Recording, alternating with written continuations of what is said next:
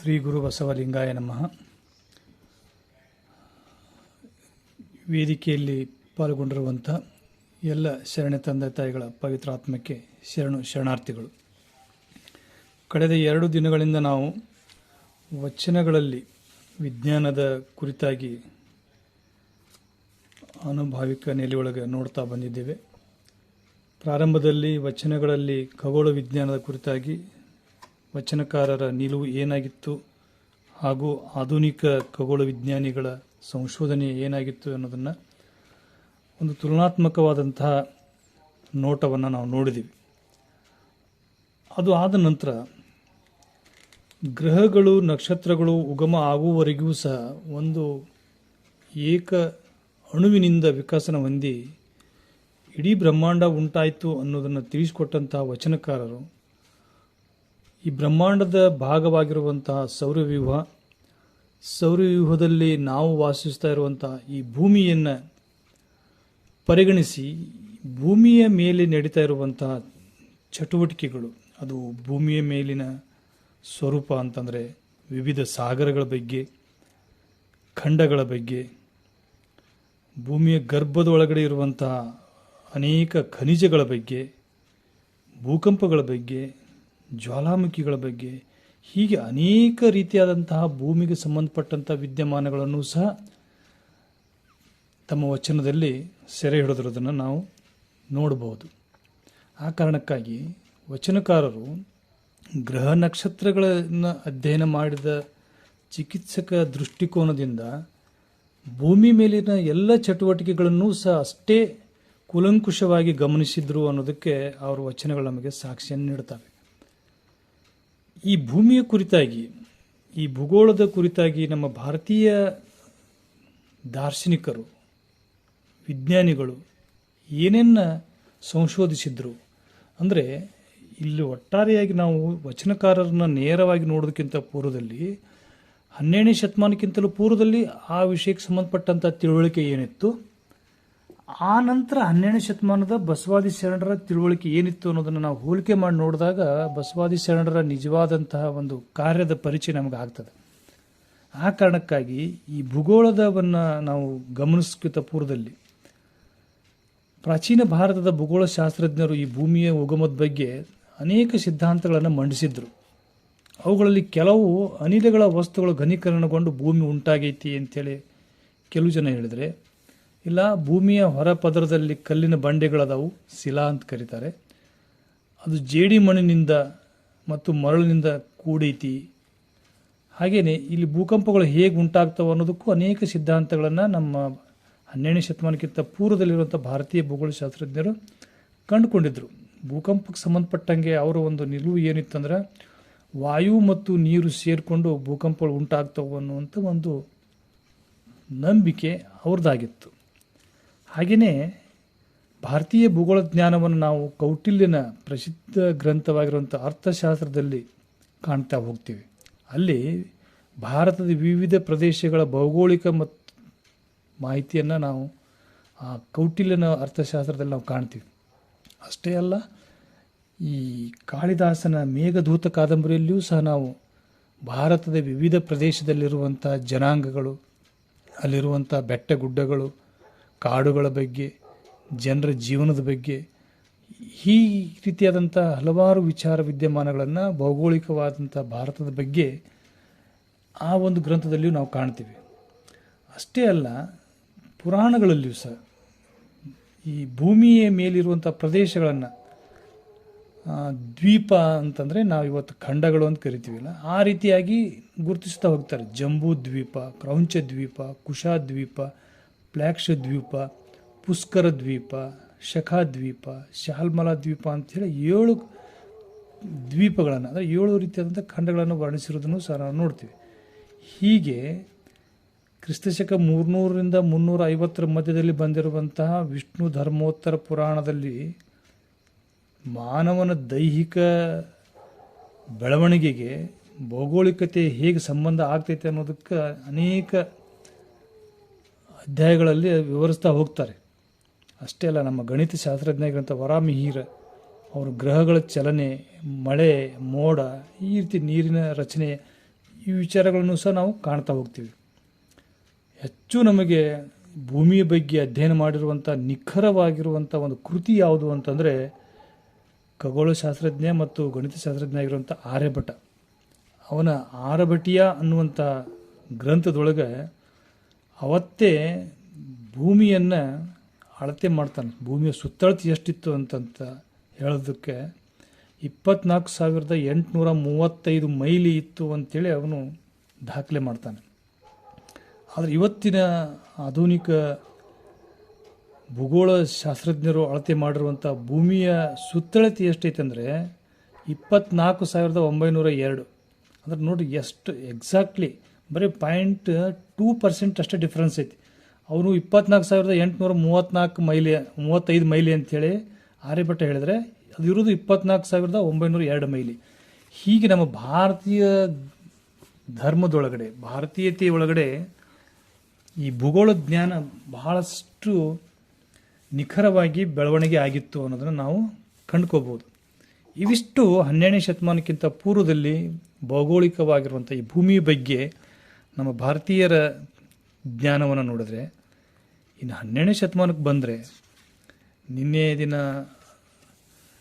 ಚರ್ಚಿಸಿರೋ ಹಾಗೆ ವಚನಕಾರರ ದೃಷ್ಟಿಕೋನ ಹೇಗಿತ್ತು ಅಂತಂದರೆ 12ನೇ ಶತಮಾನಕ್ಕಿಂತಲೂ ಪೂರ್ವದಲ್ಲಿರುವಂತಹ ಜ್ಞಾನದ ಜೊತೆಗೆ ಅದನ್ನು ಮುಂದುವರಿಸಿಕೊಂಡು ಅದನ್ನು ಪರಿಷ್ಕರಿಸಿಕೊಂಡು ಹೊಸತನವನ್ನು ಸೇರ್ಪಡೆ ಮಾಡಿಕೊಂಡು ವಚನಕಾರರು ತಮ್ಮ ಜ್ಞಾನವನ್ನು ವಿಸ್ತರಿಸ್ತಾ ಹೋಗಿರೋದನ್ನು ನಾವು ಕಾಣ್ತೀವಿ. ಹಾಗೆಯೇ ಈ ವಚನಗಳಿಗೆ ಬಂದುಬಿಟ್ರೆ ಇವತ್ತು ನಮ್ಮ ಭೂಮಿ ಮೇಲೆ ಭೂಮಿಯನ್ನು ನಾವು ಅರ್ಥೈಸ್ಕೊಳ್ಳೋದಕ್ಕೆ ನಾವು ಭೂಗೋಳ ಅಂತ ಕರಿತೀವಿ. ಭೂಮಿಯ ಮೇಲೆ ಇರೋದಕ್ಕೆ ಭೂಗೋಳ, ಭೂಮಿಯ ಆಚೆ ಆಕಾಶಕ್ಕೆ ಇರೋದಕ್ಕೆ ಖಗೋಳ ಅಂತ ಕರಿತೀವಿ. ಖಗ ಅಂತಂತಂದರೆ ಅಂತಂದ್ರೆ ಆಕಾಶ. ಹೀಗೆ ಭೂಗೋಳಕ್ಕೆ ಸಂಬಂಧಪಟ್ಟಂಗೆ ನಾವು ವಚನಗಳನ್ನು ನಾವು ಗಮನಿಸ್ತಾ ಹೋದರೆ ಈ ಭೂಮಿ ಮೇಲಿರುವಂಥ ದ್ವೀಪಗಳು, ಖಂಡಗಳ ಬಗ್ಗೆ ಹೇಳಿರುವಂಥ ಒಂದು ಬಸವಣ್ಣನವರ ವಚನವನ್ನು ನೋಡ್ಬೋದು ನಾವು. ಭಾಳ ಪ್ರಸಿದ್ಧವಾಗಿರುವಂಥ ವಚನ. ಜಂಬೂದ್ವೀಪ ನವಖಂಡ ಪೃಥ್ವಿಯೊಳಗೆ ಕೇಳಿರಯ್ಯ ಎರಡಾಳಿನ ಭಾಷೆ ಅಂತ ಹೇಳ್ತಾರೆ. ವಚನ ಪ್ರಾರಂಭ ಆಗ್ತದೆ.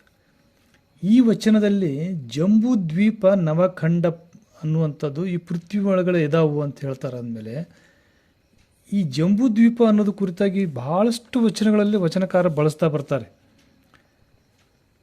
ಇಲ್ಲಿ ಹೇಮಗಲ್ ಹಂಪ ಅನ್ನುವಂಥ ವಚನಕಾರರು ಸಹ ಹೇಳ್ತಾರೆ, 7 ಸಮುದ್ರ ಉಕ್ಕಿ ಜಂಬೂದ್ವೀಪವ ಮುಸುಕುವ ಮುನ್ನ. ಹಾಗೆಯೇ ಅನಾಮಿಕ ನಾಚೇನವರು ವಚನದಲ್ಲಿ ಹೇಳ್ತಾರೆ, ಜಂಬೂದ್ವೀಪ, ಕಡವರ ದ್ವೀಪ, ಮಧ್ಯಗಿರಿ, ಪಾತಾಳಕ್ಕೆ ಬೇರು ಅರಿಯದ 8 ಲಕ್ಷ ಯೋಜನ ಪರಿಪ್ರಮಾಣ, ಮೇಲೆಯಲ್ಲಿ 84 ಲಕ್ಷ ಯೋಜನ ಪರಿಪ್ರಮಾಣ ಅಂಥೇಳಿ. ಈ ಅನೇಕ ವಚನಗಳಲ್ಲಿ ನಾವು ಈ ಜಂಬೂದ್ವೀಪದ ಪ್ರಸ್ತಾಪವನ್ನು ನೋಡ್ತೀವಿ. ಹಾಗಾದರೆ ಈ ಜಂಬೂದ್ವೀಪ ನವಖಂಡ ಅನ್ನುವಂಥದ್ದು ಏನದು? ಸ್ವಲ್ಪ ನಾವು ಅದ್ರ ಬಗ್ಗೆ ಗಮನಿಸಿಕೊಂಡು ವಚನಗಳ ಕಡೆ ನಾವು ಮತ್ತೆ ನೋಡೋಣ. ಜಗತ್ತಿನಲ್ಲಿ ಪ್ರಸಿದ್ಧವಾಗಿರುವಂಥ ಸಪ್ತ ದ್ವೀಪಗಳಲ್ಲಿ ಮೊದಲನೇದು ಜಂಬೂದ್ವೀಪ. ಆಗಲೇ ನೋಡಿದ್ವಿ ನಾವು ಸಪ್ತ ದ್ವೀಪಗಳು ಯಾವ ಅಂದರೆ, ಒಂದು ಜಂಬೂದ್ವೀಪ ಅನ್ನುವಂಥದ್ದು, ಒಂದು ಪ್ಲಾಕ್ಷದ್ವೀಪ ಅನ್ನುವಂಥದ್ದು, 3ನೇದು ಶಾಲ್ಮಲಿ ದ್ವೀಪ, 4ನೇದು ಕುಶದ್ವೀಪ, 5ನೇದು ಕ್ರೌಂಚ ದ್ವೀಪ, 6ನೇದು ಶಕದ್ವೀಪ, 7ನೇದಾಗಿ ಪುಷ್ಕರ ದ್ವೀಪ ಅಂಥೇಳಿ. ಇವು 1 ಲಕ್ಷ ಯೋಜನೆ ವಿಸ್ತೀರ್ಣದೊಳಗೆ ಇದ್ದುಕೊಂಡು ಭೂಮಿ ಮೇಲೆ ತಾವರೆ ಎಲೆಗಳು ತೇಲು ಹಾಗೆ ಸಮುದ್ರದಲ್ಲಿ ತೇಲ್ತಾ ಇದ್ದಾವು ಅನ್ನೋದನ್ನು ನಮ್ಮ ಭಾರತೀಯ ಪ್ರಾಚೀನ ಭೂಗೋಳ ಶಾಸ್ತ್ರಜ್ಞರು ಬರಿತಾ ಹೋಗ್ತಾರೆ. ಈ ಉಪ್ಪು ಸಮುದ್ರ ಇವೆಲ್ಲ ದ್ವೀಪಗಳ ಸುತ್ತಲೂ ಆವರಿಸೈತಿ ಅಂತ ಹೇಳ್ತಾರೆ. ಸೃಷ್ಟಿಯ ಆದಿಯಲ್ಲಿ ಪ್ರಿಯ ವೃಜರಾಜನ ಮಗ ಅಗ್ನಿದ್ರ ಅನ್ನುವಂಥವ ಈ ಜಂಬೂದ್ವೀಪವನ್ನು ಆಳ್ತಿದ್ದ ಅನ್ನುವಂಥದ್ದನ್ನು ನಾವು ಐತಿಹಾಸಿಕವಾಗಿ ನೋಡ್ತೀವಿ. ಅವನಿಗೆ 9 ಜನ ಮಕ್ಕಳಿದ್ರಂತೆ. 9 ಜನ ಮಕ್ಕಳಿಗೆ ಸಮಾನವಾಗಿ 9 ದ್ವೀಪಗಳನ್ನು ಖಂಡಗಳಾಗಿ, ಅಂದರೆ ಈ ಜಂಬೂದ್ವೀಪದ 9 ಖಂಡಗಳನ್ನಾಗಿ ಅವನು ಹಂಚಿಕೆ ಮಾಡಿದ ಆ ಪ್ರದೇಶಗಳೇ ಇವತ್ತು ನವಖಂಡಗಳು ಅಂತ ಕರೀತಾರೆ. ಈ ನವಖಂಡಗಳೊಳಗೆ ಯಾವ್ಯಾವು ಅಂತಂದರೆ ಅಂಜನಾಭವ ವರ್ಷ ಅನ್ನುವಂಥದ್ದು ಒಂದು ಖಂಡ. ಇಲ್ಲಿ ನಾವು ಖಂಡ ದ್ವೀಪ ಅಂತಂದರೆ ಅದನ್ನು ನಾವು ಒಂದು ಆಧುನಿಕವಾಗಿ ನಾವೇನು ಖಂಡಗಳು ಅಂತ ಕರಿತೀವಲ್ಲ, ಏಷ್ಯಾ ಖಂಡ, ಆಸ್ಟ್ರೇಲಿಯಾ ಖಂಡ, ಅಮೇರಿಕ, ದಕ್ಷಿಣ ಅಮೇರಿಕ, ಉತ್ತರ ಅಮೇರಿಕ, ಈ ರೀತಿ ಖಂಡಗಳನ್ನು ಅವರು ದ್ವೀಪ ಅಂತ ಕರೆದ್ರು. ಆ ಖಂಡದ ಒಳಗಡೆ ಬರ್ತಾ ಇರುವಂಥ ನಾವು ಏನು ದೇಶ ಅಂತ ನಾವೇನು ಗುರುತಿಸ್ತೀವಲ್ಲ ಅವುಗಳಿಗೆ ಅವರು ವರ್ಷ ಅಂತ ಕರೆದ. ಕನ್ಫ್ಯೂಸ್ ಮಾಡ್ಕೊಳ್ಳೋದು ಬೇಡ. ಇಲ್ಲಿ ವರ್ಷ ಅಂತಂದರೆ ನಾವು ದೇಶ ಅಂತ ಭಾವಿಸಬೇಕು, ದ್ವೀಪ ಅಂತಂದರೆ ಖಂಡ ಅಂತ ಭಾವಿಸಬೇಕು ಅಷ್ಟೇ. ಇಲ್ಲಿ ಅಂಜನಾಭವ ವರ್ಷ ಅನ್ನುವಂಥದ್ದು ಒಂದು ಭಾಗ ಇತ್ತು. ಇದು ಜಂಬೂ ದ್ವೀಪದ ಒಂದು ಭಾಗ. ಅದನ್ನೇ ನಾವು ಭಾರತ ವರ್ಷ ಅಂತಲೂ ಕರಿತೀವಿ. ನಮ್ಮ ಭಾರತದ ಭೂಭಾಗಕ್ಕೆ ಪ್ರಾಚೀನವಾಗಿ ಅದಕ್ಕೆ ಅಜನಾಭವ ವರ್ಷ ಅಂತ ಕರಿತಾಯಿದ್ರು. ಅದನ್ನು ಬಿಟ್ಟರೆ ಕಿಂಪುರುಷ ವರ್ಷ, ಹರಿವರ್ಷ, ಬೃದ್ಧಾಶ್ವ ವರ್ಷ, ರಮ್ಯಕ ವರ್ಷ, ಹಿರಣ್ಮಯ ವರ್ಷ, ಕುರು ವರ್ಷ, ಕೇತುಮಾಲ ವರ್ಷ, ಇಲಾ ವರ್ಷ ಅಂಥೇಳಿ ಇವು 9 ಈ ನವ ಖಂಡಗಳು, ಎಲ್ಲಿ ಜಂಬೂ ದ್ವೀಪದ ಖಂಡಗಳು. ಇವುಗಳನ್ನು ಡಿವೈಡ್ ಮಾಡಿಕೊಂಡು ಒಂದು ಭೂಪ್ರದೇಶ, ಅಲ್ಲಿ ಪರ್ವತಗಳು ಇದ್ದವು, ಅಲ್ಲಿ ನದಿಗಳು ಹರಿತಾ ಇದ್ದವು ಅಂತ ಹೇಳ್ತಾರೆ. ಆ ಪರ್ವತಗಳ ಹೆಸರನ್ನು ಹೇಳ್ತಾರೆ. ಅದರ ಮೇರು ಪರ್ವತ, ಮಂದಾರ ಪರ್ವತ, ಮೇರು ಮಂದಾರ, ಸುಪ್ರಾಶ್ಯ, ಕುಮುದ, ಹೀಗೆ ಅವೆಲ್ಲ ಪರ್ವತಗಳು. ಅಲ್ಲಿ ಪರ್ವತದಲ್ಲಿ ಬರುತ್ತಾ ಇರುವಂತಹ ಪ್ರಮುಖ ಸಸ್ಯವರ್ಗಗಳನ್ನು ಹೇಳ್ತಾರೆ. ಈ ಜಂಬೂ ದ್ವೀಪದಲ್ಲಿ, ಜಂಬೂ ಅಂತಂದರೆ ನೇರಳೆ ಹಣ್ಣು, ಈ ನೇರಳೆ ಹಣ್ಣು ಬೆಳೀತಾ ಇತ್ತು ಹೆಚ್ಚಿಗೆ ಅನ್ನುವಂಥದ್ದು. ಕೆಲವು ಕಡೆ ಚೂತು ಅಂತಂದ್ರೆ ಮಾವಿನ ಹಣ್ಣಿಂದು, ಕದಮ್ಮ ಅಂದರೆ ತಾಳೆಗಿರದ್ದು, ಈ ಕ್ಷೀರ ಅಂದರೆ ಹಾಲುದು, ಮಧು, ಜೇನು, ಇಕ್ಷುಕ ರಸ ಅನ್ನೋಂಥ ಕಬ್ಬಿಣ ರಸ, ಹೀಗೆ ಬೇರೆ ಬೇರೆ ಬೇರೆ ಭಾಗದೊಳಗೆ ಈ ಸಸ್ಯವರ್ಗ ಹೆಚ್ಚಾಗಿ ಬೆಳೀತಾ ಇತ್ತು ಅನ್ನೋದ್ರ ಆಧಾರದ ಮೇಲೆ ಅವುಗಳಿಗೆ ಹೆಸರನ್ನು ಕೊಡ್ತಾ ಹೋಗ್ತಾರೆ. ಹೀಗೆ ಈ ರೀತಿಯಾಗಿರುವಂತಹ ಭೂಮಿಯನ್ನು ಗುರುತಿಸುವಂಥದ್ದು ಪ್ರಾಚೀನ ಭಾರತೀಯರ ಒಂದು ಪರಂಪರೆಯೊಳಗೆ ಬಂದಿರುವಂತಹದ್ದೇ ಜಂಬೂ ದ್ವೀಪ ಅನ್ನುವಂಥದ್ದು. ಆ ಜಂಬೂ ದ್ವೀಪ ಅನ್ನುವುದನ್ನೇ ಒಟ್ಟಾರೆಯಾಗಿ ನಮ್ಮ ಪ್ರಾಚೀನ ಭಾರತದ ನಕ್ಷೆಯನ್ನು ನೋಡಿದ್ರೆ ಈ ಇರಾನ್ ಇರಾಕ್ಲಿಂತ ನಾನು ಒಳಗೊಂಡು ಈ ಕಡೆ ಬರ್ಮಾವರೆಗೂ ಸಹ ಅದೇನು ನಾವು ಭಾರತದ ಸಮಗ್ರ ನಕ್ಷೆಯನ್ನು ನೋಡ್ತೀವಲ್ಲ ಅದೆಲ್ಲ ಜಂಬೂ ದ್ವೀಪ. ಇವನ್ನು ಚೀನಾದ ಅರ್ಧ ಭಾಗನೂ ಸೇರಿಸಿಕೊಂಡು ಇದು 12ನೇ ಶತಮಾನದವರೆಗೂ ಇರುವಂತಹ ಒಂದು ಭೌಗೋಳಿಕ ಭಾರತದ ಒಂದು ಕಲ್ಪನೆ. ಇದರೊಳಗೆ ಬರುವಂಥ ಪರ್ವತಗಳನ್ನು ಹೇಳ್ತಾ ಹೋಗ್ತಾರೆ. ಆ ಪರ್ವತಗಳು ಕುರಂಗ, ಕುರರ, ಕುಶುಂಬ, ವೈಕಂಠ, ತ್ರಿಕೂಟ ಶಿಖರ, ಶಿಶಿರ ಪತಂಗ, ಕುರುಚ, ನಿಷೇಧ, ಶಿತಿವಾಸ, ಕಪಿಲ, ಶಂಕ, ಹೀಗೆ ಒಂದೊಂದು ಮೇರು ಪರ್ವತಗಳನ್ನು ಹೇಳ್ತಾ ಹೋಗ್ತಾರೆ. ಇವತ್ತಿಗೆ ನಾವು ನೋಡ್ತಾ ಇರುವಂಥ ಭಾರತ ಅನೇಕ ಭಾಗಗಳನ್ನು ಕಳ್ಕೊಂಡು ಉಳಿದಿರುವಂಥದ್ದು. ಹೀಗಾಗಿ ಇಲ್ಲಿ ವಚನಕಾರರು ಕೊಡ್ತಾ ಇರುವಂತಹ ಈ ಜಂಬೂ ದ್ವೀಪದ ವಿಸ್ತಾರಕ್ಕೂ ಇವತ್ತಿನ ನಮ್ಮ ಭಾರತ ವಿಸ್ತಾರಕ್ಕೂ ಬಹಳಷ್ಟು ವ್ಯತ್ಯಾಸ ಆಗ್ತದೆ. 12ನೇ ಶತಮಾನಕ್ಕಿಂತ ಪೂರ್ವದಲ್ಲಿರುವಂತಹ ಆ ಒಂದು ಜಂಬೂ ದ್ವೀಪ ಏನಿತ್ತಲ್ಲ ಅದನ್ನು ಆಧಾರವಾಗಿ ನಾವು ಚನ್ನಬಸವಣ್ಣವರು ಒಂದು ವಚನ ಕೊಡ್ತಾರೆ, ಭಾಳ ಸಮಗ್ರವಾಗಿ ಕೊಡ್ತಾರೆ ಅವರು. ಆ ವಚನದೊಳಗೆ ಹೇಳ್ತಾರೆ ಯಾವ್ಯಾವ ದ್ವೀಪ ಎಷ್ಟೆಷ್ಟು ವಿಸ್ತಾರವಾಗಿತ್ತು, ಯಾವ್ಯಾವ ಸಾಗರಗಳು ಎಷ್ಟೆಷ್ಟು ವಿಸ್ತಾರವಾಗಿದ್ದವು, ಅಲ್ಲಿರುವಂತಹ ಸಸ್ಯವರ್ಗದ ಬಗ್ಗೆ ಹೇಳ್ತಾರೆ. ಆ ವಚನವನ್ನು ನಾನು ಮುಂದೆ ಹೇಳ್ತೇನೆ, ಭಾಳ ದೀರ್ಘವಾಗಿರುವಂಥ ವಚನ. ಇಲ್ಲಿ ನಾವು ನೋಡ್ತಾ ಇರಬೇಕಾಗಿತ್ತಂದರೆ ಜಂಬೂ ದ್ವೀಪ ಅನ್ನುವಂಥದ್ದು ಅನೇಕ ವಚನಗಳಲ್ಲಿ ಅದು ಉಲ್ಲೇಖ ಆಗಿದೆ. ಆ ಜಂಬೂ ದ್ವೀಪ ಎಷ್ಟು ವಿಸ್ತಾರವಾಗಿತ್ತು, ಅದು ಯಾವ್ಯಾವ ಭಾಗವನ್ನು ಒಳಗೊಂಡಿತ್ತು ಅನ್ನುವಂಥದ್ದನ್ನು ಅನೇಕ ನಮ್ಮ 12ನೇ ಶತಮಾನಕ್ಕಿಂತಲೂ ಹಿಂದಿರುವಂತಹ ಕೃತಿಯೊಳಗೂ ಭಾಗವತದ 16ನೇ ಅಧ್ಯಾಯದಲ್ಲಿ ಈ ಜಂಬೂ ದ್ವೀಪದ ಬಗ್ಗೆ ಸಾಕಷ್ಟು ವರ್ಣನೆ ಬರ್ತೈತಿ. ಅದರಲ್ಲಿ ಹೇಳ್ತಾರೆ ಈ ಭೂಮಂಡಲವು 7 ಸಾಗರಗಳಿಂದ ಸುತ್ತುವರೆದಲ್ಪಟ್ಟೈತಿ ಅಂತ ಹೇಳ್ತಿದ್ರು. ಎಲ್ಲಿ ಭಾಗವತದ 16ನೇ ಅಧ್ಯಾಯದಲ್ಲಿ ಬರ್ತೈತಿ. ಅವುಗಳೊಳಗೆ ಜಂಬೂ ದ್ವೀಪ 8 ಪರ್ವತಗಳಿಂದ ಬೇರ್ಪಟ್ಟಿತ್ತು ಅಂತಲೂ ಬರ್ತೈತಿ. 9,000 ಯೋಜನೆಗಳಷ್ಟು ವಿಸ್ತಾರವಾಗಿತ್ತು.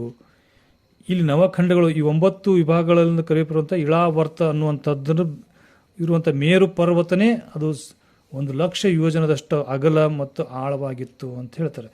ಅದರದ್ದು ವಿವರವನ್ನು ನಾವು ನೋಡೋದಕ್ಕಿಂತಲೂ ನಮ್ಮ ಮುಖ್ಯ ಉದ್ದೇಶ ಏನಪ್ಪ ಅಂದ್ರೆ ವಚನಗಳಲ್ಲಿ ಈ ಭೌಗೋಳಿಕವಾದಂತಹ ಅಳತೆಯನ್ನು ಯಾವ ರೀತಿಯಾಗಿ ಹೇಳಿದ್ರು ಅದನ್ನೆಲ್ಲ ನಾವು ನೋಡ್ತಾ ಹೋಗೋದಾದರೆ ಇಲ್ಲಿ ಭೂಮಿಯನ್ನು ಅಳತೆ ಮಾಡುವಂತಹ ಒಂದು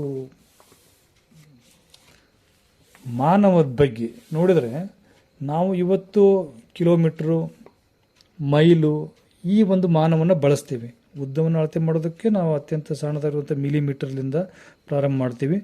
ಆಮೇಲೆ ಸೆಂಟಿಮೀಟ್ರು, ಇಂಚು, ಮೀಟರು, ಕಿಲೋಮೀಟರು ಈ ರೀತಿಯಾದಂಥ ಒಂದು ಮಾನವನ್ನು ಬಳಸ್ತೀವಿ. ಬಟ್ 12ನೇ ಶತಮಾನದಾಗಿದ್ದಂಥ ಮಾನ, ಉದ್ದವನ್ನು ಅಳತೆ ಮಾಡೋದಕ್ಕಿರುವಂಥ ಮಾನ ಯೋಜನ ಅನ್ನುವಂಥದ್ದು. ಆ ಯೋಜನ ಅನ್ನುವಂಥ ಮಾನವನ್ನು ಇಟ್ಕೊಂಡು ನೋಡ್ರಿ ಎಷ್ಟು ಭೌಗೋಳಿಕವಾದಂಥ ಜ್ಞಾನ ನಮ್ಮ 12ನೇ ಶತಮಾನ ಶರಣರಿಗಿತ್ತು ಅಂದರೆ, ಕಲ್ಯಾಣದ ವಿಸ್ತೀರ್ಣವನ್ನು ಒಂದು ವಚನದಲ್ಲಿ ಬಸವಣ್ಣವ್ರು ಕೊಡ್ತಾರೆ.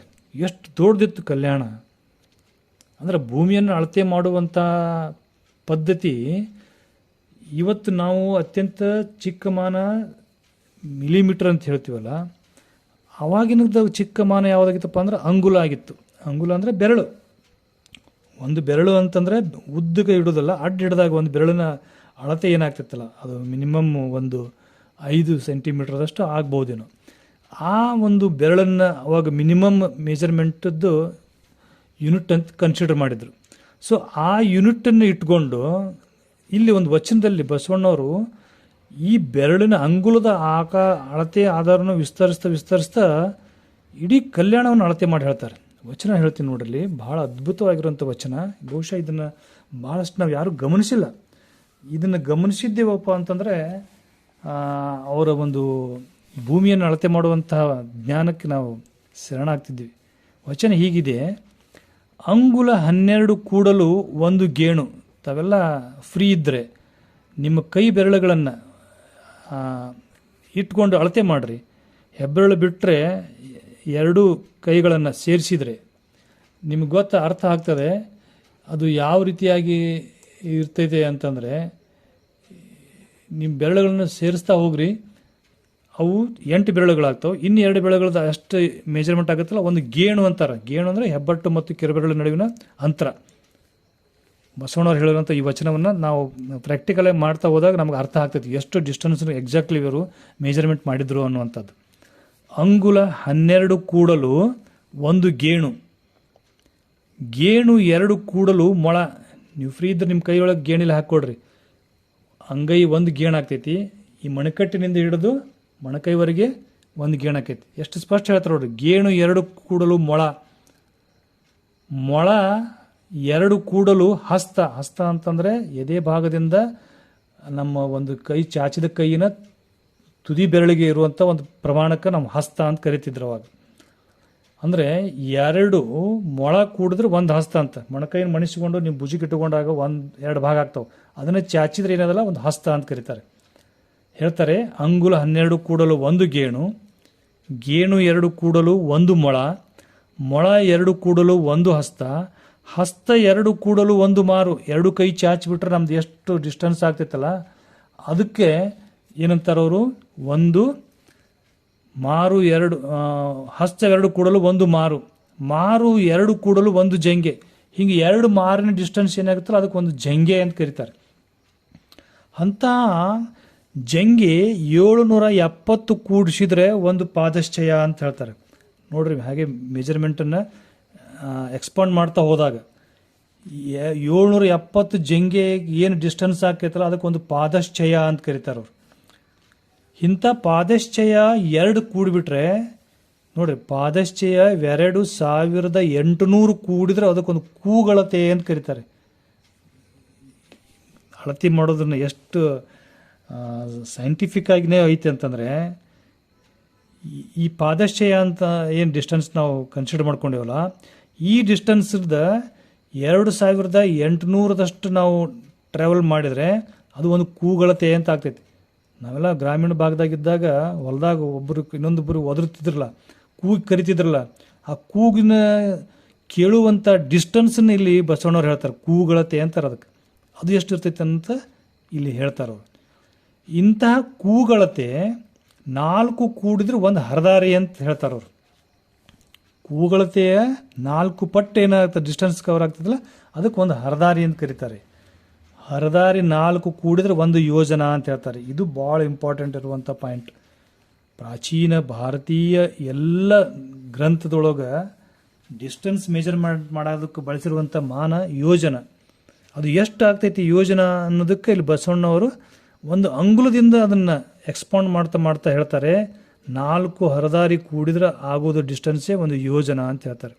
ಹೇಳ್ತೀನಿ ಮುಂದೆ ಯೋಜನಕ್ಕೆ ನಮ್ಮದು ಆಧುನಿಕ ಈ ಡಿಸ್ಟೆನ್ಸ್ಗೆ ಕನ್ವರ್ಟ್ ಮಾಡಿದಾಗ ಏನಾಗ್ತೈತೆ ಅನ್ನೋಂಥೇಳಿ ಇಲ್ಲಿ ಒಂದು ಯೋಜನೆಯನ್ನು ಅವ್ರು ಹೇಳಿದ ಮೇಲೆ ಮುಂದುವರೆದು ಹೇಳ್ತಾರೆ. ಅಂತಹ ಯೋಜನಾ 4 ಚೌಕು 12 ಕೂಡಲು, ಅಂದರೆ ಉದ್ದ 12 ಯೋಜನ, ಅಗಲ 12 ಯೋಜನ, ಹಾಗೆ 4 ದಿಕ್ಕಿಗೂ 12 ಒಂದು ಚೌಕನ್ನು ಕೂಡ್ಕೊಂಡ್ರೆ ಅದಕ್ಕೆ 48 ಯೋಜನ ಪ್ರಮಾಣ ಕಟ್ಟಳೆ ಆಗ್ತೈತಲ್ಲ, ಆ 48 ಯೋಜನದ ಪ್ರಮಾಣ ಕಟ್ಟಳೆ ಒಳಗಡೆ ಕಲ್ಯಾಣ ಐತಿ ಅಂತ ಹೇಳ್ತಾರೆ. ಇಂತಪ್ಪ ಕಟ್ಟಳೆಯಾಗಿದ್ದ ಕಲ್ಯಾಣದೊಳಗಿರುವ ಗಣಗಳೆಲ್ಲರನ್ನೂ ಕೂಡಲ ಸಂಗಯ್ಯ ನಿಮ್ಮ ಕಂಡು ಸುಖಿಯಾಗಿರ್ದೆನು. ಇಷ್ಟು ಬಸವಣ್ಣವ್ರ ವಚನ. ಈ ವಚನದ ಆಧಾರವನ್ನು ನಾವು ವಿಸ್ತರಿಸ್ತಾ ಹೋದರೆ, ಅಂದರೆ ಆಧುನಿಕ ಈ ಮಾನಕ್ಕೆ ನಾವು ಇದನ್ನು ಕನ್ವರ್ಟ್ ಮಾಡ್ತಾ ಹೋದರೆ ಎಷ್ಟು ಡಿಸ್ಟೆನ್ಸ್ ಆಗ್ತೈತಿ, ಅಂದರೆ ಕಲ್ಯಾಣದ ವಿಸ್ತೀರ್ಣ ಎಷ್ಟಿತ್ತು ಅನ್ನುವಂಥದ್ದು ತಮಗೆ ಬೆರಗ ಆಗ್ತದೆ. ನನಗೆ ಇದನ್ನು ವಚನಕ್ಕೂ ಮತ್ತು ಇದನ್ನು ನೋಡಿದ್ರೆ ಕಲ್ಯಾಣ ಕರ್ನಾಟಕ ಅಂತ ನಾವೇನು ಇವತ್ತು ನಾವು ಘೋಷಿಸಿಕೊಂಡುಕೊಂಡು ಆ ಒಂದು 4 ಜಿಲ್ಲೆಗಳ ಒಂದು ವ್ಯಾಪ್ತಿಯನ್ನು ಹೇಳ್ತೀವಲ್ಲ, ಕಲ್ಯಾಣದ ವ್ಯಾಪ್ತಿ ಎಷ್ಟಿತ್ತು ಅನ್ನೋದಕ್ಕೆ ಕಲ್ಯಾಣ ಕ್ರಾಂತಿ ಒಳಗಡೆ ಕಲ್ಯಾಣದಿಂದ ತೊರೆದಂಥ ಶರಣರನ್ನು ಎಲ್ಲಿವರೆಗೆ ಹುಬ್ಬಳ್ಳಿ ಒಳಗೆ 3000 ಜನ ಬಂದು ವಾಸಿಸಿದಿರುವಂಥ ಆ ಮಠದ ಭಾಗ, ಅಲ್ಲಿಂದ ಉಳ್ವಿಗೆ ಹೋಗ್ತಾರೆ. ಅಲ್ಲಿ ಉಳ್ವಿಗೆ ಹೋಗಬೇಕಾದ್ರೆ ಉಳ್ವಿ ಅನ್ನುವಂಥದ್ದು ಆ ಗೋವೆಯ ಕದಂಬರದ ಒಂದು ರಾಜನ ಅಡಿಯೊಳಗೆ ಬರ್ತಾಯಿತ್ತು. ಅಂದರೆ ಬಸವ ಕಲ್ಯಾಣದಿಂದ ಹಿಡ್ಕೊಂಡು ಈ ಹುಬ್ಳಿವರೆಗೆ ಒಂದು ಭಾಗ, ಬಸವ ಕಲ್ಯಾಣದಿಂದ ಹಿಡ್ಕೊಂಡು ಇಲ್ಲಿ ವಿಜಯಪುರದ ಅಂದರೆ ನಮ್ಮದು ವಿಜಯನಗರದ ಬಾರ್ಡರ್ ಬರುವಂಥ ಈ ಕೃಷ್ಣಾ ನದಿ ಭಾಗ, ಇದನ್ನೆಲ್ಲ ಚೌಕಕ್ಕೆ ತಗೊಂಡು, ಅಂದರೆ ಆ ಕಡೆ ಸೊಲಾಪುರ ಭಾಗದವರೆಗೂ, ಈ ಕಡೆ ಬೀದರದ ತುದಿವರೆಗೂ ಇಷ್ಟು ಕಲ್ಯಾಣ ರಾಜ್ಯ ವ್ಯಾಪಿಸಿತ್ತು ಅಂತೇಳಿ ನಾವು ಮ್ಯಾಪ್ನೊಳಗೆ ಕಲ್ಯಾಣ ರಾಜ್ಯದ ಒಂದು ಮ್ಯಾಪನ್ನು ನೋಡ್ತೀವಿ. ಈ ಕಲ್ಯಾಣ ಚಾಲುಕ್ಯರ ಒಂದು ವಿಸ್ತೀರ್ಣವನ್ನು ಇದನ್ನು ಕನ್ವರ್ಟ್ ಮಾಡಿದರೆ, ಬಸವಣ್ಣವರು ಈ ವಚನದಲ್ಲಿರುವಂಥ ಈ ಮೆಜರ್ಮೆಂಟಿಗೆ ಕನ್ವರ್ಟ್ ಮಾಡಿಬಿಟ್ರೆ ಅದು ಎಷ್ಟು ಆಗ್ತೈತಿ ಅಂತಂದರೆ ಸುಮಾರು 384 ಕಿಲೋಮೀಟರ್ ಆಗ್ತೈತಿ. ಎಕ್ಸಾಕ್ಟ್ಲಿ ಅಷ್ಟೇ ಅದ ಇದು. ಈ ಯೋಜನವನ್ನು ಕನ್ವರ್ಟ್ ಮಾಡ್ಕೋತೋದ್ರೆ ನಾನಿಲ್ಲಿ ಮಾಡಿದ್ದೀನಿ, ಒಂದು ಆರ್ಟಿಕಲನ್ನು ನಾನು ಪಬ್ಲಿಷ್ ಮಾಡಿದ್ದೀನಿ. ಇದರೊಳಗಡೆ ನಾನು ಹೇಳ್ತೀನಿ, ಒಂದು ಯೋಜನೆ ಅಂತಂದ್ರೆ ನಮ್ಮದು ಒಂದು ಬೆರಳನ್ನು ಸುಮಾರು ನಾವು ಅದನ್ನು 5 ಸೆಂಟಿಮೀಟ್ರ್ ಅಂತ ಇಟ್ಕೊಂಡ್ರೆ, ಇಲ್ಲಿ ಕೊಟ್ಟಿದ್ದಾರಲ್ಲ 12 ಅಂದರೆ 12 60 ಸೆಂಟಿಮೀಟ್ರಿಗೆ ನಮ್ದು ಏನಾಕೈತಿ ಒಂದು ಗೇಣು ಆಕೈತಿ. ಇಂಥವು 2 ಗೇಣು ಅಂತಂದರೆ 60 120 ಸೆಂಟಿಮೀಟ್ರಿಗೆ ಹೋದರೆ ಒಂದು ಮೊಳ. ಹಿಂಗೆ ಅದನ್ನು ಕನ್ವರ್ಟ್ ಮಾಡ್ಕೋತ ಹೋದಾಗ ಯೋಜನಾ ಅನ್ನುವಂಥದ್ದು ಎಷ್ಟಾಗ್ತೈತಪ್ಪ ಅಂದ್ರೆ ಒಂದು 8 ಕಿಲೋಮೀಟ್ರ್ ಆಗ್ತೈತಿ ಒಂದು ಯೋಜನಾ ಅಂತಂದ್ರೆ. 8 ಕಿಲೋಮೀಟ್ರಿಗೆ ಒಂದು ಯೋಜನೆ ಅಂತ ಕನ್ವರ್ಟ್ ಮಾಡ್ಕೊಂಡ್ರೆ ಇಲ್ಲಿ ಅವ್ರು ಹೇಳಿರುವಂಥ ಎಷ್ಟು ಪಾದಶ್ಚೈಕ್ನ 2008 ಅಂತ ಹೇಳ್ತಾರೆ. ಆ ಯೋಜನೆದು 12 ಕೂಡಲು ಅಂತ 48 ಇಂಟು 48 ಮಾಡಿದಾಗ ಆ ಡಿಸ್ಟೆನ್ಸನ್ನು ನಾವು ಕನ್ವರ್ಟ್ ಮಾಡ್ಕೊಂಡೇವಪ್ಪ ಅಂದರೆ ಅದು 384 ಕಿಲೋಮೀಟ್ರ್ ಆಗ್ತೈತಿ. ಇಷ್ಟು ಪ್ರಮಾಣದಾಗ ಕಲ್ಯಾಣ ಇತ್ತು ಅಂತ ಹೇಳ್ತಾರೆ. ಇಂತಹ ಒಂದು ಅದ್ಭುತ ಜ್ಞಾನ ಅನಿಸೋದಲ್ವ ಇದು. ಭೂಮಿಯನ್ನು ಅಳತೆ ಮಾಡೋದಕ್ಕೆ ಬಳಸಿರೋದ್ರಿಂದ ನಾವು ಭೂಮಿತಿ ಅಂತ ಕರಿತೀವಿ, ಅದನ್ನು ಜಿಯೋಮೆಟ್ರಿ ಅಥವಾ ಜಾಮೆಟ್ರಿ ಅಂತ ಕರಿತೀವಲ್ಲ, ಇದನ್ನು ನಾವು ಗ್ರೀಕರದೋ ಅಥವಾ ಯುರೋಪಿನ ಯಾವುದೋ ಗಣಿತಶಾಸ್ತ್ರಜ್ಞರ ಹೆಸರನ್ನು ಹೇಳ್ತೀವಿ. ಭೂಮಿಯನ್ನು ಅಳತೆ ಮಾಡೋದಕ್ಕೆ ಇಷ್ಟು ಕರಾರುವಕ್ಕಾಗಿ ಬಳಸಿರುವಂಥ ಬಸವಣ್ಣವ್ರ ವಚನವನ್ನು ನಾವು ಇನ್ನೂವರೆಗೆ ಗಮನಿಸನೇ ಇಲ್ಲ.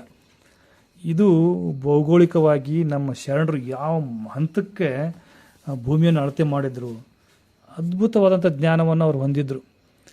ಇಲ್ಲಿ ಹೇಳ್ತಾರವರು ಅಷ್ಟೇ ಅಲ್ಲ, ಕಲ್ಯಾಣನ ಅಷ್ಟೇ ಅಲ್ಲ, ಇಡೀ ಭೂಮಂಡಲವನ್ನೇ ಅಳತೆ ಮಾಡಿದರು. ಭೂಮಂಡಲವನ್ನು ಅಳತೆ ಮಾಡಿ ಒಂದು ವಚನದಲ್ಲಿ ಹೇಳ್ತಾರವರು, 500 ಕೋಟಿ ವಿಸ್ತೀರ್ಣ ಭೂಮಂಡಲ ಮೊದಲಾದ ನವಖಂಡ ಪೃಥ್ವಿಯೆಲ್ಲವೂ ಒಂದು ಭುವನದೊಳಗೆ ಅಡಗಿತ್ತು. ಇಂತಹ ಈ ರೇಳು ಭುವನದೊಳಕೊಂಡು ಮಹಾಗಣಕ್ಕೆ ಸಯದಾನವ ಮೀಡಿಹೆನೆಂಬ ಸ್ವಾಮಿಯ ಮರಳುತನವನ್ನೇನೆಂಬೆನು. ಕೂಡಲ ಚೆನ್ನ ಸಂಗಮ ದೇವರ ತೃಪ್ತಿಯ ತೆರನೊಲಿವಡೆ ನೀವು ಬೋನ ನಾನು ಪದಾರ್ಥ. ಇದರಿಂದ ಮೇಲೇನು ಘನವಿಲ್ಲ ಕಾಣ ಸಂಗನ ಬಸವಣ್ಣ. ಚನ್ನಬಸವಣ್ಣವ್ರು ಹೇಳ್ತಾರೆ ಇಲ್ಲಿ ವಚನದೊಳಗೆ ಎಷ್ಟು ಸ್ಪಷ್ಟವಾಗಿ ಹೇಳ್ತಾರೆ ನೋಡ್ರಿ. 500 ಕೋಟಿ ವಿಸ್ತೀರ್ಣದ ಭೂಮಂಡಲ, ಭೂಮಿಯ ಒಂದು ಸುತ್ತಳತೆಯನ್ನು ಹೇಳ್ತಾರೆ ಅವರು. ಆದರೆ ಇಲ್ಲಿ ಮಾನ ಕೊಟ್ಟಲಿಲ್ಲ ಅವರು ಯೋಜನಾ ಅಂತ ಅಂದ್ರು ಅಥವಾ ಏನಂತ ಹೇಳಿ. ಆದರೆ ಪಂಚಶತಕೋಟಿ ವಿಸ್ತೀರ್ಣ ಅಂತ ಹೇಳ್ತಾರೆ. ಬಹುಶಃ ಅದು ಯೋಜನೆ ಇರ್ಬೋದು, ಅವಾಗ ಸಾಮಾನ್ಯವಾಗಿ ಬಳಕೆ ಇರುವಂಥ ಮಾನ. ಅಷ್ಟೇ ಅಲ್ಲದೆ ಇಂತಹ ಭೂಮಿ ಎಂಥ ಒಂದು ಅರ್ಥವನ್ನು ಕೊಡ್ತಾರೆ ನೋಡ್ರಿ ಈ ವಚನದೊಳಗೆ. ಇಷ್ಟು ವಿಸ್ತೀರ್ಣವಾಗಿರುವಂಥ ಈ ಭೂಮಿ ನವಖಂಡ ಪೃಥ್ವಿ, ಪೃಥ್ವಿಯಾಗಿರುವಂಥ ಈ ಖಂಡಗಳು ಇವೆಲ್ಲವೂ ಒಂದು ಭುವನದೊಳಗೆ ಅಡಗಿತ್ತು ಅಂತಂದ್ರೆ ಅದೇ ಪ್ರಿಮಿಟಿವ್ ಅಟೆಂಪ್ಟಿಂದ ಹುಟ್ಟೈತಿ ಅನ್ನುವಂಥ ಒಂದು ಬಿಗ್ ಬ್ಯಾಂಗ್ ಸಿದ್ಧಾಂತವನ್ನು ಈ ವಚನ ಒಳಗೊಂಡೈತಿ. ಈ ಬಹಳ ಅದ್ಭುತವಾದಂಥ ಜ್ಞಾನವನ್ನು ಅವ್ರು ಹೊಂದಿದ್ರು ನೋಡ್ರಿ. ಒಂದು ಅರ್ಥ ಮಾಡ್ಕೋಬೇಕು ನಾವು, ಭೂಮಿ ಮೇಲೆ ಆವಾಗ ಯಾರು ವಾಸಿಸ್ತಾ ಇದ್ರು ಅವ್ರಿಗೆ ಸಂಪರ್ಕ ಸಾಧನ ಅಂತಂದರೆ ಕುದುರೆ. ಅದಕ್ಕಿಂತ ವೇಗವಾದಂಥ ಸಂಪರ್ಕ ಸಾಧನ ಯಾವುದೂ ಇದ್ದಿದ್ದಿಲ್ಲ. ಅದು ಎಷ್ಟು ಪ್ರಯಾಣ ಮಾಡ್ತಾರೆ ಅಷ್ಟಕ್ಕೆ ಆ ಭೂಮಿ ಐತೆ ಅಂತ ಅಂದ್ಕೊಂಡಿದ್ರು ಅವರು. ಕೆಲವು ಸಮುದ್ರದ ಅಂಚಿನಲ್ಲಿರುವಂಥವ್ರಿಗೆ ಸಮುದ್ರದ ಬಗ್ಗೆ ಪರಿಜ್ಞಾನ ಇತ್ತು. ಈ ಮಧ್ಯಪ್ರದೇಶದಲ್ಲಿರುವಂಥ ರಾಜರಿಗೆ ಸಮುದ್ರ ಅನ್ನುವಂಥದ್ದು ದೊಡ್ಡ ಒಗಟು ಅವರಿಗೆ. ಈ ಕಲ್ಯಾಣದಲ್ಲಿರುವಂತಹದ್ದು ಜನರಿಗೆ ಸಮುದ್ರ ದೂರನೇ. ಆ ಕಲ್ಯಾಣದ ರಾಜ್ಯಕ್ಕೆ ಬಾರ್ಡ್ರದಾಗ ಎಲ್ಲಿ ಸಮುದ್ರ ಬಂದಿದ್ದಿಲ್ಲ. ನಾನು ಬಸವ ಕಲ್ಯಾಣಕ್ಕೆ ಹೋದಾಗ ಬಸವ ಕಲ್ಯಾಣದಲ್ಲಿ ಆ ಕೋಟೆ ಎದುರುಗಡೆ ಇರುವಂಥ ವಸ್ತು ಸಂಗ್ರಹಾಲಯದಲ್ಲಿ ನೋಡ್ತಾ ಇರಬೇಕಾದ್ರೆ ಅಲ್ಲಿ ಒಂದು ಆ್ಯಂಕರ್ ಅಂತಂದರೆ ಏನು ಹಡಗುಗಳನ್ನು ಸಮುದ್ರ ದಂಡೆ ನಿಲ್ಲಿಸೋದಕ್ಕೆ ಬಳಸ್ತಿರುವಂಥ ಆ್ಯಂಕರ್ ಅದು ಕಾಣಿಸ್ತಾ ಅಲ್ಲಿ ಆ ಮ್ಯೂಸಿಯಮ್ದಾಗಿತ್ತು. ಇದು ಯಾಕೆ ಇಲ್ಲಿದೆ ಅಂತಂದಾಗ ಅವಾಗ ಗೊತ್ತಾಯಿತು ಕಲ್ಯಾಣಕ್ಕೆ ಬೇರೆ ಸಮುದ್ರ ಮಾರ್ಗದಿಂದಲೂ ಸಂಪರ್ಕ ಇರುವಂಥದ್ದು ಇತ್ತು ಅನ್ನುವಂಥದ್ದು ನಾವು ಇಲ್ಲಿ ಊಹೆ ಮಾಡ್ಕೋಬಹುದು. ಅದರ ಅರ್ಥ ನಮ್ಮ ಬಸವಾದಿ ಶರಣರಿಗೆ ಸಾಗರಗಳು ಇರುವಂಥದ್ದು ಜ್ಞಾನ ಇತ್ತು. ಅಷ್ಟೇ ಅಲ್ಲ, ಚನ್ನಬಸವಣ್ಣವ್ರು ತಮ್ಮ ಒಂದು ವಚನದಲ್ಲಿ ಭಾಳ ಸ್ಪಷ್ಟವಾಗಿ ಹೇಳ್ತಾರೆ. ಅವರು ಎಷ್ಟೆಷ್ಟು ಸಾಗರಗಳಿದ್ದವು, ಎಷ್ಟೆಷ್ಟು ಡಿಸ್ಟೆನ್ಸ್ ಇತ್ತು, ಆ ರೀತಿಯಾದಂಥ ಒಂದು ಸಂಪರ್ಕ ಇರುವುದು ನಮಗೆ ಗೊತ್ತಾಗ್ತೈತೆ ಆ ವಚನವನ್ನು ನೋಡಿದರೆ. ಇಲ್ಲಿ ಅದು ನನ್ನ ಕೊನೆಯದಾಗಿ ನಾನು ಹೇಳ್ತೀನಿ ಆ ವಚನವನ್ನು. ಇಲ್ಲಿ ಇನ್ನೊಂದು ಕಡೆ ಅಲ್ಲಮ ಪ್ರಭುಗಳು ಹೇಳ್ತಾರೆ ಈ ವಿಸ್ತೀರ್ಣದ ಬಗ್ಗೆ ಕುರಿತಾಗಿರುವಂಥದ್ದು. ಆದಿ ಸ್ವಯಂಭು ಇಲ್ಲದ ಮುನ್ನ, ಸಂಘ ನಿಸ್ಸಂಗವಿಲ್ಲದ ಮುನ್ನ, ನಕ್ಷತ್ರ ಗ್ರಹಗಳಿಲ್ಲದ ಮುನ್ನ, ಯೋಗ ಕರ್ಣಗಳಿಲ್ಲದ ಮುನ್ನ, ಭೂಚರ ಕೇಚರರಿಲ್ಲದ ಮುನ್ನ. ಈ ವಚನದಾಗ ನಾವು ನೋಡ್ತೀವಿ ಕೇಚರ ಭೂಚರ ಅನ್ನುವಂಥವು ಇದ್ದುವು ಅನ್ನುವಂಥದ್ದನ್ನು ಅವರು ಗುರುತಿಸಿದಾರಪ್ಪ ಅಂತಂದಮೇಲೆ ಪಕ್ಷಿಗಳು ಹೇಗೆ ಆಕಾಶದಲ್ಲಿ ಸಂಚರಿಸ್ತಾ ಇದ್ದವು, ಪಕ್ಷಿಗಳಿಗೆ ಆದ್ರೆ ಈ ಭೂಮಿಯ ಬೇರೆ ಬೇರೆ ಪ್ರದೇಶದಲ್ಲಿರುವಂಥ ಜ್ಞಾನ ಗೊತ್ತಾಗ್ಬೋದು. ಆದರೆ ಈ ಭೂಮಿಯನ್ನು ಯಾವ ರೀತಿಯಾಗಿ ಅವರು ಅರ್ಥೈಸ್ಕೊಂಡಿದ್ರು ಅಂತಂದರೆ ಇನ್ನೊಬ್ಬ ವಚನದಲ್ಲಿ ಹೇಳ್ತಾರೆ. ಇಲ್ಲಿ ಅದ ಅಲ್ಲಂ ಪ್ರಭುಗಳು ಹೇಳ್ತಾರೆ, 50 ಕೋಟಿ ಭೂಮಂಡಲವನು ಒಂದು ತಲೆಯಿಲ್ಲದ ಮುಂಡ ನುಂಗಿತ್ತು ಕಂಡೆ. ಇಲ್ಲಿ ಸಹ 50 ಕೋಟಿ ಭೂಮಂಡಲ ಅಂತ ಹೇಳ್ತಾರೆ. ಹೀಗೆ ಇನ್ನೊಂದು ಕಡೆ ಚಂದಿಮರಸ ಶರಣರು ಹೇಳ್ತಾರೆ, 50 ಕೋಟಿ ವಿಸ್ತೀರ್ಣ ಭೂಮಂಡಲ ಅಷ್ಟ ದಿಕ್ಕುಗಳೆಂಬವರೆಲ್ಲರನ್ನೊಳಗಿಲ್ಲವಣ್ಣ. ಗಗನಮಂಡದೊಳಗೆ ಬೆಳಗುವ ರವಿ ಶಶಿಗಳು ಉದಯದ ಬಳಿಬಿಡಿದು ಸುಳಿಯುವವರೆಲ್ಲಗಲ್ಲ. ಅಂತಿಂತಾಗದ ಮುನ್ನ ಇನ್ನೇನೂ ಇಲ್ಲ. ಬೆಸಗೊಂಡೆಡೆ ಹೇಳುವೆ ನಿನ್ನ ವಶಕ್ಕೆ ಬಾರದು ಕೇಳು. ಸಿಮ್ಮುಲಿಗೆ ಚೆನ್ನರಾಮನೆಂಬ ಲಿಂಗದಲ್ಲಿಲ್ಲ ಬರೀ ಮಾತೇನು. ಅಂದರೆ ಈ ವಚನದಲ್ಲಿಯೂ ಸಹ ಪ್ರಾರಂಭದಲ್ಲಿ ಅವರು ಭೂಮಂಡಲ ವಿಸ್ತೀರ್ಣ ಹೇಳ್ತಾರೆ. ಅವರು 50 ಕೋಟಿ ವಿಸ್ತೀರ್ಣದ ಭೂಮಂಡಲ. ಈ ರೀತಿಯಾಗಿ ನಮ್ಮ ಶರಣರು ಈ ಭೂಮಿಯನ್ನು ಅಳತೆ ಮಾಡೋದ್ರ ಜೊತೆಗೇ ಇಲ್ಲಿರುವಂತಹ ಸಾಗರ ಬೆಳಕು ಬಗ್ಗೆ ಮಾತಾಡ್ತಾರೆ. ಇಲ್ಲಿ ಒಂದು ವಚನ ನೋಡ್ರಿ, ಕಡಲುಗಳ ಕಂಗಳೊಳಗೆ ಮೊಗೆದು ಬರೀ ಅಳಿಕೆಯ ಕೆಲವರು ಗಣೇಶ್ವರರು, ಮೇರುಗಿರಿಯ ಮಿಡಿದು ಮೀಟುತಿಹರು ಕೆಲವು ಗಣೇಶ್ವರರು, ಸಕಲ ಬ್ರಹ್ಮಾಂಡಗಳ ಹಿಡಿದು ಹಿಸುಕಿ ಕೆಡಹುತಿಹರು ಕೆಲವು ಗಣೇಶ್ವರರು, ಅಗ್ನಿ ವಾಯುಗಳ ಹಿಡಿದು ಹಸಿದು ಹಾಕುತ್ತಿಹರು ಕೆಲವು ಗಣೇಶ್ವರರು, ರವಿ ಶಶಿಗಳನ್ನು ಧ್ರುವ ಮಂಡಲಗಳನ್ನು ಪೂರಕಕ್ಕೆ ತೆಗೆ ತಂದು ರೇಚಕದಲ್ಲಿ ಬಿಡುತ್ತಿಹರು ಕೆಲವು ಗಣೇಶ್ವರರು, ಬಯಲನಾಕಾರವ ಮಾಡಿ ಆಕಾರ ಬಯಲ ಮಾಡುತ್ತಿಹರು ಕೆಲವು ಗಣೇಶ್ವರರು. ಇಂತಿವರೆಲ್ಲರ ಕಲಿದೇವರ ದೇವ ನಿಮ್ಮ ಬಸವಣ್ಣನ ನಿರಾಧಾರದ ಪಥದಲ್ಲಿ ನಿಂದಿರ್ಪರು. ಈ ವಚನವೇನೋ ಯೋಗಿಕ ಹಿನ್ನೆಲೆಯಿಂದ ಹೇಳಿದಂಥ ವಚನ ಇದೆ. ಇದು ಅಂದರೆ ಪೂರಕ ರೇಚಕದೊಳಗೆ ಇವೆಲ್ಲವನ್ನೂ ಬಗೆದು ನೋಡ್ತಾ ಇದ್ದಾರೆ ಅಂತಂದ್ರೆ ಕೆಲವು ಕಡೆ ಆ ವಚನಕಾರರ ನಮ್ಮ ಮುಖ್ಯ ಉದ್ದೇಶನೇ ಅದೇ ಇತ್ತು. ಈ ಬ್ರಹ್ಮಾಂಡದಲ್ಲಿರುವಂಥದ್ದೆಲ್ಲವೂ ಪಿಂಡಾಂಡದೊಳಗಿದೆ. ಬ್ರಹ್ಮಾಂಡವನ್ನು ನೋಡಬೇಕಾಗಿತ್ತಪ್ಪ ಅಂದ್ರೆ ಪಿಂಡಾಂಡದೊಳಗೆ ನೋಡ್ಕೊಂಡ್ಬಿಟ್ರೆ ಬ್ರಹ್ಮಾಂಡದ ಎಲ್ಲ ಚಟುವಟಿಕೆಗಳು ಗೊತ್ತಾಗ್ತಾವೆ ಅನ್ನುವಂಥದ್ದು ಆ ಹಿನ್ನೆಲೆಯಿಂದಲೇ ಈ ಜ್ಞಾನ ಅವರಿಗೆ ಉದಯಿಸಿತೆ ಅಂತೇಳಿ ನಾವು ನಿರ್ಬೇಡೆಯಿಂದ ಹೇಳ್ಬೋದು. ಅದನ್ನು ಕೊನೆಗೆ ಮಾತಾಡ್ತೀನಿ. ಯಾವ ರೀತಿಯಾಗಿ ಈ ಜ್ಞಾನ ವಚನಕಾರರಿಗೆ ಲಭ್ಯ ಆಯಿತು? ಇಷ್ಟು ನಾವು ಆಕಾಶವನ್ನು ವ್ಯೋಮವನ್ನು ಬಿಟ್ಕೊಂಡು ಗಮನಿಸಿರೋವಂಥದ್ದನ್ನು ಆಚೆ ಜ್ಞಾನವನ್ನು ಅವ್ರು ಗಳಿಸಿದ್ರಲ್ಲ, ಅಥವಾ ಭೂಮಿ ಮೇಲೆ ನಾವು ಹಾರಿಬಿಟ್ಟಿರುವಂಥ ಸ್ಯಾಟಲೈಟ್ನಿಂದ ನೋಡ್ತಾ ಇರುವಂಥ ಭೂಮಿಯ ಎಲ್ಲ ಲಕ್ಷಣಗಳನ್ನು ಇವರು ಕಂಡುಕೊಂಡ್ರಲ್ಲ, ಇದು ಎಲ್ಲ ಯೋಗಿಕದಿಂದ ಯೋಗ ಸಾಧನೆಯೊಳಗದೆ ಯೋಗದಿಂದ ನಾವು ಇದನ್ನೆಲ್ಲ ನಾವು ಕಾಣ್ಕೋಬಹುದು. ಅವ್ರದ್ದು ವಿಜ್ಞಾನಿಗಳದ್ದು ಬಹಿರ್ಯಾತ್ರೆ ಆದರೆ ಸಾಧಕರದು ಅಂತರ್ಯಾತ್ರೆ. ಅಲ್ಲಿ ಬ್ರಹ್ಮಾಂಡದಲ್ಲಿರುವಂಥದ್ದೆಲ್ಲವೂ ಸಹ ಪಿಂಡಾಂಡದೊಳಗೆ ಇದೆ. ಪಿಂಡಾಂಡದೊಳ ಮೂಲಕವಾಗಿ ಒಳಗಿರುವಂಥದ್ದನ್ನು ಇಲ್ಲೇನು ಗಣೇಶ್ವರ ಅಂತ ಹೇಳ್ತಾರಲ್ಲ, ಆ ಎಲ್ಲ ಗಣೇಶ್ವರರನ್ನು ಕಾಣುವಂಥದ್ದು ನಮ್ಮೊಳಗೆ ಇದೆ. ನಿನ್ನೆ ದಿವಸ ಮಾತಾಡ್ತಾ ಹೇಳಿದ್ರು, ಈ ದೇವಲೋಕ ಅನ್ನುವಂಥದ್ದು ಅದು ಕೇವಲ ಕಾಲ್ಪನಿಕ ಅಲ್ಲ, ಅದು ಆ ರೀತಿಯಾದಂಥ ಒಂದು ಲೋಕ ಇದೆ ಅಂತ ಅದು ವಿಜ್ಞಾನಿಗಳು ಸಹ ಇತ್ತೀಚೆಗೆ ಒಪ್ಕೊಂಡಿದ್ದಾರೆ. ನಮಗೆ ಗೋಚರಿಸ್ತಾ ಇರುವಂಥದ್ದು ಬರೀ 1% ಬ್ರಹ್ಮಾಂಡ, 99% ಅಗೋಚರವಾಗಿದೆ. ಅದು ಡಾರ್ಕ್ ಎನರ್ಜಿ ಅಂತ ಕರೀತಾರೆ, ಬ್ಲ್ಯಾಕ್ ಹೋಲ್ ಅಂತ, ಅಥವಾ ಅದನ್ನು ಏನು ಅಗೋಚರವಾಗಿರುವಂಥದ್ದನ್ನೇ ಜಾಸ್ತಿ ಇದೆ. ಆ ಪ್ರದೇಶವನ್ನು ನೋಡಿದ್ರೆ ಅದರೊಳಗಡೆ ಏನದ ಅನ್ನೋದು ಇನ್ನೂ ಗೊತ್ತಾಗಲಿಲ್ಲ. ಯಾಕಂದ್ರೆ ವಿಜ್ಞಾನಕ್ಕೆ ಭೌತಿಕವಾಗಿರುವಂಥದ್ದು ಮಾತ್ರ ಅದು ಗುರುತಿಸ್ತದೆ ವಿಜ್ಞಾನ. ಅಭೌತಿಕವಾಗಿರುವಂಥದ್ದು ವಿಜ್ಞಾನದ ಪರಿಮಿತಿಯೊಳಗೆ ಬರೋದಿಲ್ಲ. ಬ್ರಹ್ಮಾಂಡವನ್ನು ಗುರುತಿಸಿರುವಂಥದ್ದು ವಿಜ್ಞಾನದ ಬ್ರಹ್ಮಾಂಡ ಕೇವಲ 1%, 99% ಇನ್ನೂ ಅಗೋಚರ ಇದೆ. ಅದು ಏನು ಅನ್ನೋದನ್ನು ತಿಳ್ಕೊಬೇಕಿತ್ತಪ್ಪ ಅಂದ್ರೆ ನಾವು ಯೋಗಿಕ ಮಾರ್ಗದಿಂದಲೇ ತಿಳ್ಕೊಳ್ಳೋದಕ್ಕೆ ಸಾಧ್ಯ. ಅದು ಬಿಟ್ಟರೆ ನಾವು ಯಾವುದೇ ಯಂತ್ರದಿಂದ ಸಾಧನ ಸಲಕರಣೆಗಳಿಂದ ಅರ್ಥೈಸ್ಕೊಳ್ತೀವಿ ಅನ್ನೋದು ಅದು ವಿಫಲ ಪ್ರಯತ್ನ. ಅದನ್ನು ನಾವು ಗೋಚರಿಸೋದಿಲ್ಲ ಅಂತಂದ್ರೆ ಇಲ್ಲ ಅಂತ ಅರ್ಥಲ್ಲ, ಅದು ಅಗೋಚರವಾಗಿರುವಂಥದ್ದನ್ನು ಅಗೋಚರ ಮಾರ್ಗದಿಂದಲೇ ನಾವು ಸಾಧಿಸಬೇಕು. ಬಸವಾದಿ ಶರಣರು ಆ ಹಂತದಿಂದ ಕಂಡುಕೊಂಡಾರ ಅಂತ ತಿಳ್ಕೊಂಡೆ ಅವರಿಗೆ ಈ ರೀತಿಯಾದಂಥ ಬ್ರಹ್ಮಾಂಡದ ಒಂದು ಜ್ಞಾನ ಬರೋದಕ್ಕೆ ಸಾಧ್ಯ ಆಗೈತೆ ಅಂತಂತೀವಿ. ಇನ್ನು ಈ ಭೂಮಿಯ ಮೇಲ್ಪದರವನ್ನು ನೋಡಿದ್ರಲ್ಲ, ಭೂಮಿಯ ಆಳಕ್ಕೂ ಇಳಿದಿದ್ದಾರೆ. ಅನೇಕ ವಚನಗಳೊಳಗೆ ಈ ಭೂಮಿಯ ಗರ್ಭದಲ್ಲಿರುವಂಥ ಲೋಹಗಳ ಬಗ್ಗೆ ಹೇಳ್ತಾ ಹೋಗ್ತಾರೆ. ಅದ್ಭುತವಾದಂಥ ಒಂದು ಜ್ಞಾನ ಅಂತಂದ್ರೆ ಪರುಷದ ಬಗ್ಗೆ. ನಾನು ನಾಳೆ ದಿವಸ ಈ ಪರುಷದ ಬಗ್ಗೆ ಮಾತಾಡ್ತೀನಿ. ವಚನಕಾರರು ಪರುಷದ ಬಗ್ಗೆ ಏನು ಹೇಳ್ತಾರೆ ಅಂದರೆ, ಈ ಪರುಷ ರಸ, ಪರುಷಮಣಿ ಅಥವಾ ಪರುಷವನ್ನು ಯಾವ ರೀತಿಯಾಗಿ, ಪರುಷ ಅಂದರೆ ಏನು, ಅದ್ರ ಬಗ್ಗೆ ಸುದೀರ್ಘವಾದಂಥ ವಚನಗಳು ಸಿಗ್ತಾವೆ, ಬಹಳಷ್ಟು ವಚನಗಳು ಸಿಗ್ತಾವೆ. ಅದ್ರದ್ದು ಪರುಷದ ಬಗ್ಗೆನೂ ನಾವು ಆಧುನಿಕ ಜಗತ್ತು ಮೌನ ತಾಳೈತಿ, ಯಾಕೋ ಏನೋ ಗೊತ್ತಿಲ್ಲ. ಅದು ಬಂಗಾರವನ್ನು ಪ್ರೊಡ್ಯೂಸ್ ಮಾಡುವಂಥ ಒಂದು ವಿದ್ಯೆ ಅದು. ಅದನ್ನು ನಾಳೆಗೆ ಮಾತಾಡೋಣ. ಇವತ್ತು ಪ್ರಮುಖವಾಗಿ ಚನ್ನಬಸವಣ್ಣವರು ಈ ಒಂದು ಭೂಗೋಳವನ್ನು ಯಾವ ರೀತಿಯಾಗಿ ಅರ್ಥೈಸ್ಕೊಂಡಿರುವಂಥದ್ದು. ಇಲ್ಲಿ ನೋಡ್ರಿ, ವಚನ ದೀರ್ಘದ, ನಿಧಾನಗ ಓದ್ತೀನಿ.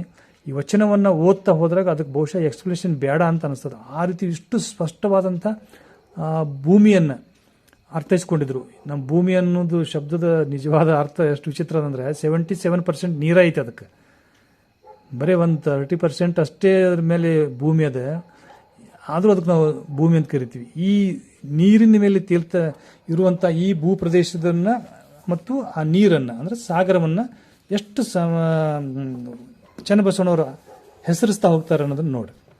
ವಚನ ಹೀಗಾಗ್ತದೆ: ಪೃಥ್ವಿಯಿಂದ ಈಶ್ವರ ಪರ್ಯಂತ ಪಂಚವಿಂಶತಿ ತತ್ವಗಳುತ್ಪತ್ತಿ. ಈಶ್ವರ ಆದಿ ಪರಶಿವ ಪರ್ಯಂತ ಶಿವತತ್ವದುತ್ಪತ್ತಿ.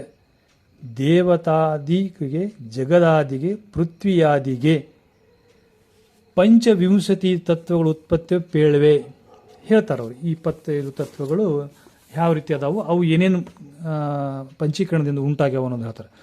ಪಂಚಶತಕೋಟಿ ವಿಸ್ತೀರ್ಣ ಭೂಮಂಡಲ ವಲಯದಲ್ಲಿ ಮೇರು ಮಂದಿರದ ವಿಸ್ತೀರ್ಣ 1,26,00,000 ಮೇಲೆ 85,000 ಯೋಜನ ಪ್ರಮಾಣ.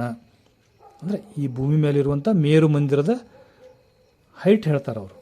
ಆ ಮೇರು ಮಂದಿರದ ಮೇಲೆ ಬ್ರಹ್ಮ, ವಿಷ್ಣು, ರುದ್ರ, ಸದಾಶಿವ, ನಂದಿ, ಮಹಾಕಾಳ, ವೀರಭದ್ರ, 88 ಸಹಸ್ರ ಋಷಿಯರು, ಅಸಂಖ್ಯಾತ ಮಹಾಗಣಗಳು, 12 ಆದಿತ್ಯರು, ನಾರದ ಯೋಗೀಶ್ವರರು, ಅಷ್ಟದಿಕ್ಪಾಲಕರು, 11 ರುದ್ರರು, ಮುಖ್ಯವಾಗಿ ಶಿವ ಸುಖ ಸಂತೋಷದಿಂ ರಾಜ್ಯವಂ ಗೈವತ್ಯರು.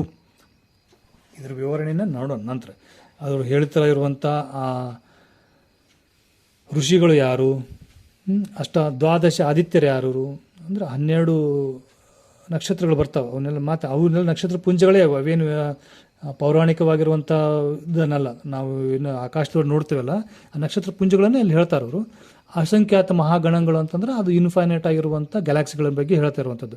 ನೋಡೋಣ ಮುಂದೆ. ಇನ್ನು ಆ ಮೇರು ಮಂದಿರದ ಕೆಳಗಣ ಇಲ್ಲೇನು ಹೇಳಿದ್ರು ಅವರು, ಭೂಮಿಯ ವಿಸ್ತೀರ್ಣ ಹೇಳಿದರು, 50 ಕೋಟಿ ವಿಸ್ತೀರ್ಣದ ಭೂಮಿ ಅಂತೇಳಿ. ಅದ್ರ ಮೇಲೆ ಮೇರು ಮಂದಿರ ಐತೆ ಅಂತ ಹೇಳಿದ್ರು. ಮೇರು ಮಂದಿರದ ಮೇಲೆ ಅಂತಂದ್ರೆ ಆಕಾಶದ ಬಗ್ಗೆ ಮಾತಾಡಿದ್ರು ಅವರು. ಇನ್ನು ಭೂಮಿ ಬಗ್ಗೆ ಹೇಳ್ತಾರೆ ಇಲ್ಲಿ. ಈ ಮೇರು ಮಂದಿರದ ಕೆಳಗಣ ಜಂಬೂ ದ್ವೀಪದ ವಿಸ್ತೀರ್ಣ ಲಕ್ಷದ ಮೇಲೆ 25,000 ಯೋಜನ ಪ್ರಮಾಣ. ಅಲ್ಲಿಂದ ಮುಂದೆ ಅಂದರೆ ಈ ಜಂಬೂ ದ್ವೀಪದಿಂದ ಮುಂದೆ ಅಂದ್ರೆ ಆ ಜಂಬೂ ದ್ವೀಪ ಅನ್ನುವಂಥ ಈ ಏನು ನಮ್ಮದು ಭಾರತ ವರ್ಷ ಭೂಮಿ ಅಂತ ಕರಿತೀವಲ್ಲ, ಭಾರತ ದೇಶದ್ದು ಇದರ ಸುತ್ತಲೂ ಇರುವಂಥ ಪ್ರದೇಶಕ್ಕೆ ಏನಿದೆ ಸಮುದ್ರ ಇದೆ, ಅದನ್ನು ಹೇಳ್ತಾರೆ ಅವರು. ಅಲ್ಲಿಂದ ಮುಂದೆ ಲವಣ ಸಮುದ್ರ ಲಕ್ಷದ ಮೇಲೆ 25,000 ಯೋಜನ ಪ್ರಮಾಣ. ಆ ಲವಣ ಸಮುದ್ರದಿಂದ ಆಚೆ ಅಂದರೆ ಈಗ ಸಮುದ್ರ ಬಂತು, ಸಮುದ್ರದೊಳಗೆ ನಾವು ಪ್ರಯಾಣ ಮಾಡ್ತಾ ಹೋದಾಗ ಮುಂದೊಂದು ಯಾವುದು ದೇಶ ಅಥವಾ ಖಂಡ ಬರುತ್ತೆ, ಅದನ್ನು ಹೇಳ್ತಾರೆ. ಆ ಲವಣ ಸಮುದ್ರದಿಂದ ಆಚೆ ಅಲ್ಲಿ ಭೂಮಿ 2 ಲಕ್ಷದ ಮೇಲೆ 50,000 ಯೋಜನ ಪ್ರಮಾಣ. ಆ ದ್ವೀಪದ ಹೆಸರು ಪ್ಲಕ್ಷದ್ವೀಪ. ಈ ಪ್ಲಕ್ಷದ್ವೀಪಕ್ಕೆ ಇಕ್ಸು ಸಮುದ್ರ 2,50,000 ಯೋಜನ ಪ್ರಮಾಣ.